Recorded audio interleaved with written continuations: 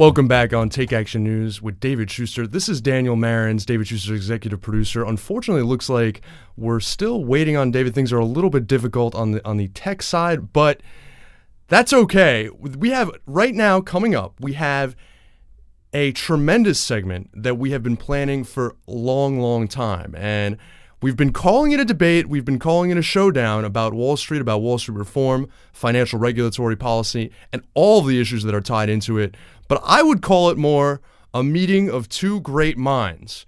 Joining us now on Take Action News to discuss the issue of financial reform, of financial policy, of too big to fail banks, and everything that has to do with how we deal with Wall Street is Eliot Spitzer, the former governor of New York and host of The Viewpoint on Current Television, and Robert S. Kaplan, a Harvard Business School professor, and a former vice chair of the Goldman Sachs Group, and of course the author of the forthcoming book, What You're Really Meant to Do, A Roadmap for Reaching Your Unique Potential, which will be released in May. Professor Kaplan, Governor Spitzer, thank you so much for joining us. Thanks for joining you. So the first question I want to pose to Governor Spitzer, and then I'll give you, Professor Kaplan, a chance to respond.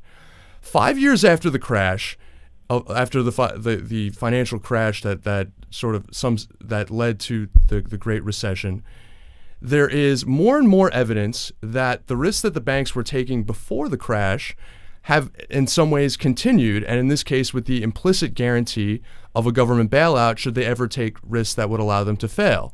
Of course, most notably, I'm thinking about the London whale incident by J.P. Morgan, in which one trading position lost the bank $6 billion all at once, and the regulators apparently were stonewalled at various points. In some cases, they went too softly on them.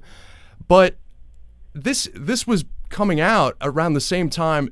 A Frontline reporting was showing that the Assistant Attorney General Lanny Breuer for the Obama administration essentially said early in 2009 that more criminal charges were not brought against banks because out of concern for the employment impact it would have, obviously implying that these banks play such a pivotal role in the economy that bringing criminal charges against them, it becomes a very, very difficult thing to do. Governor Spitzer, should these banks be broken up if they are so big that the government regulators are having trouble, that they are too big to fail, and in this case, and some people believe too big to jail or to prosecute?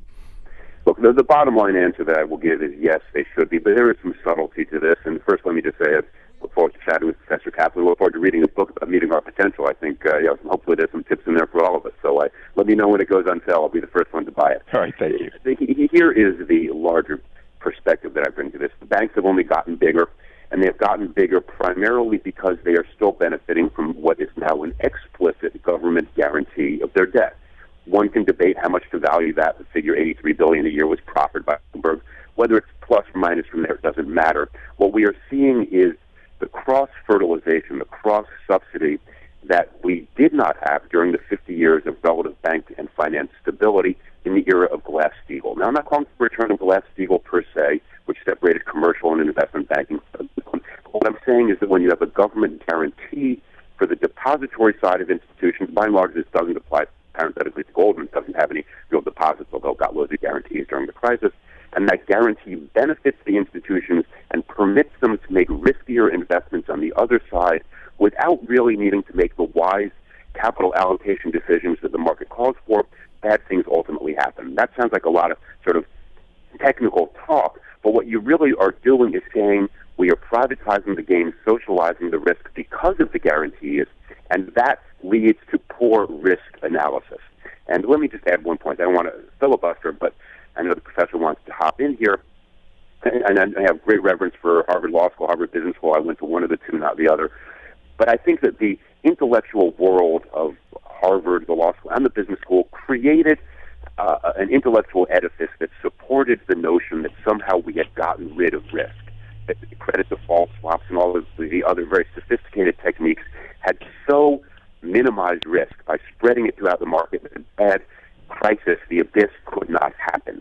And if you read Galbraith and you read some of the writings about prior bubbles, you realize that this is emotionally what we have done over and over again. We have persuaded ourselves that the risk isn't there. And that is ultimately what leads to the comfort that leads to the disaster. And so, yes, smaller isn't better because small is beautiful. That was a doctrine of an earlier era. Small is better now because we don't want government guarantees to subsidize risk that our economy cannot, and wise bankers should not be taking.